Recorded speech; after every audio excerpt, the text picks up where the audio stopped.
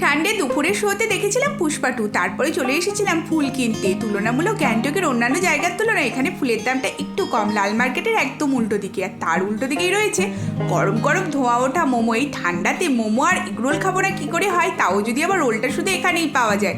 আমাদের আশেপাশের ওখানে কোনো দোকানে এরকম গরম গরম একদম ভেজে দেয় না।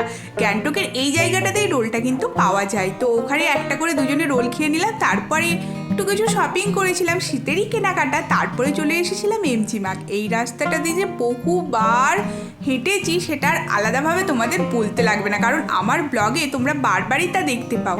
আর তার সাথে আমি যতবারই যাই না কেন আমার কিন্তু একঘেয়েমি একদমই লাগে না।